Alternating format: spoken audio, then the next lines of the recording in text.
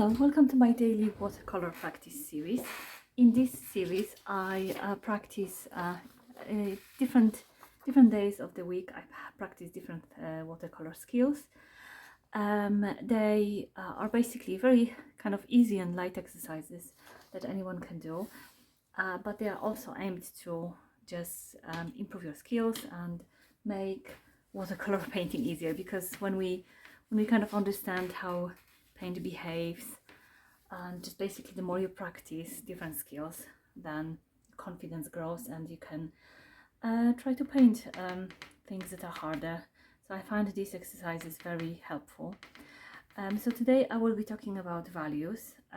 Values refer to the lightness and darkness of a color. So for example, light value would be a very watery color, like the one I'm mixing now.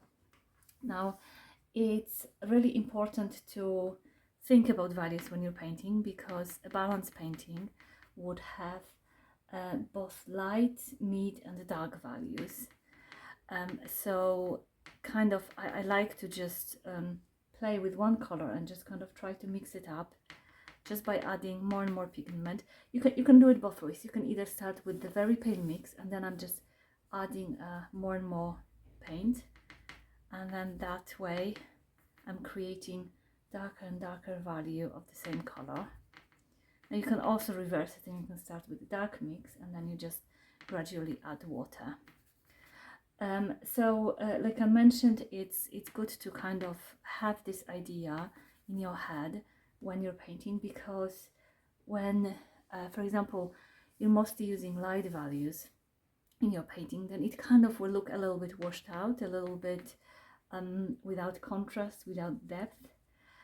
So kind of, I'm saying kind of too much, but basically, yeah, thinking about what values are in your painting will then help you create a more balanced painting.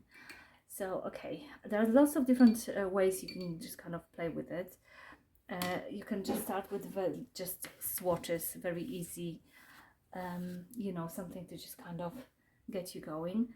Now I will just do the same exercise with a different color, but this time I'll start with the dark one. I'll do it a little bit harder one this time. I added too much water already, I think. But what I will try to do is actually kind of connect the colors together. Let's see if I'll manage to do it. This is already not dark enough, but there we go, that's better. Okay, so now I'm just going to lighten it a little bit and then gradually just dip gently in water, gradually lighten it. So what this exercise also helps with is water control and kind of what's wrong with me, and kind of basically playing like this will also help with your water control and with understanding the strength of your color, which is important when you're painting, because for example when we add, this is a little bit, yeah, I'm struggling here. I think I'm just going to start mixing here, maybe separately. There we go. So yeah, when we're painting, we normally try to add a darker, stronger value to a lighter value. That way the color will blend. If you try to do the opposite, then because the lighter value will normally have more water, well, will definitely have more water than pigment, so that water will repel the pigment and will not actually blend. So understanding values also really help with your blending when you're painting. Okay, so that's another way you can kind of do it. I am still struggling with values, that's why I'm practicing. So I'm not an expert here, and yeah, please don't feel too you know, stressed about it. These are just exercises, so imperfections are completely fine. Now another thing about values is that some colors are harder to create dark values with. For example, my very dirty, what used to be a lemon yellow, but now became a green lemon yellow because I must have added some blue to it or something.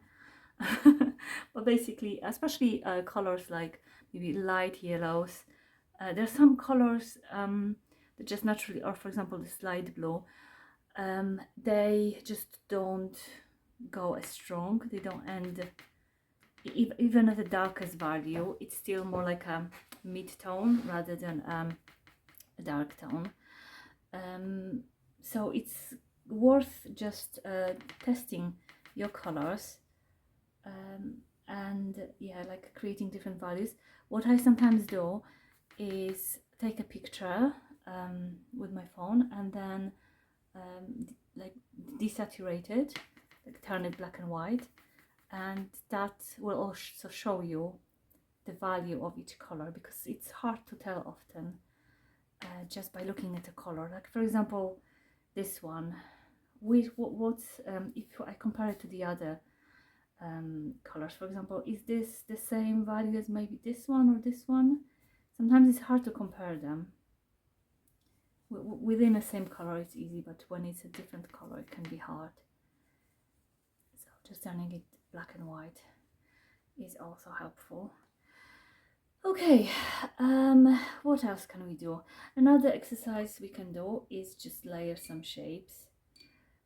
I usually tend to layer leaves. What else can I do? I think I'm just gonna layer leaves. I'm not gonna overthink it. I will actually use green for this. Normally I like to go with a bit of a crazy leaves, but I will go very non-crazy today. I don't know, I'm not feeling very brave, I guess. So what I am trying to do with these exercises is basically I'm thinking about how dark my mix is, and yeah, just paint different things, different shapes, and then gradually add more pigment to create a stronger, darker value. You can do lots of different exercises this way. So what I'm going to do now is I'm going to paint some leaves with the compounding strokes. It's one of my favorite things to do. And then I will build up the strength and strengthen the value as I go along, and I will layer with a stronger value. I think I'll start darkening it now. So the compounding stroke for this, I'm starting with a little like a stem, and then pressing on the belly of the brush and then lifting and creating this point. Now I actually kind of failed here, but I'm also trying to leave a gap, like a highlight in the middle, because that just adds depth to it a little bit stronger.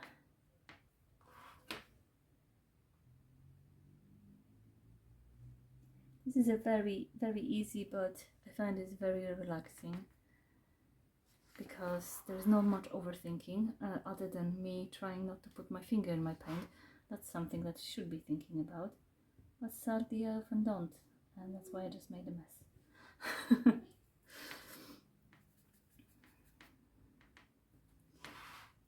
But yeah, I'm doing these exercises first to kind of because I do know a lot of concepts in watercolor about just theory in general, but I've noticed that I'm not really applying them.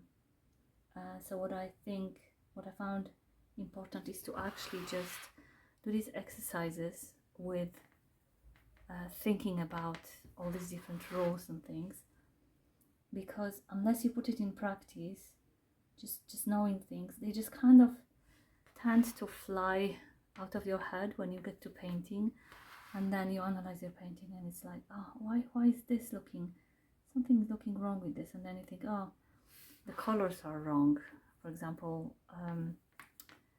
Just picked wrong colors that just don't really work well together. And then you're thinking about color theory and like, oh yeah, if I pick this color that would be better, and so on. Or for example, sometimes that's what often happens to me is I tend to paint very lightly, and yeah, I often don't really have enough contrast. I don't use strong values.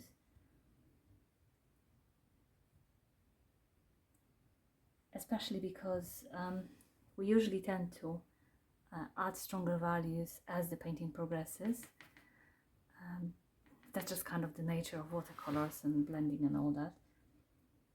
So in this like ugly stage where the values are still quite washed out, it's easy to get discouraged. So when you remember about values and things like that, you can kind of relax and think like this will all come together towards the end.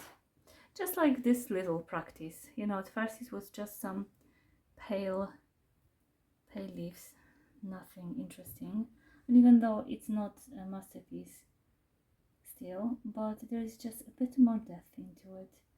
It's a bit of just kind of looking quite nicely, I'd say. So I think that's going to be it for today.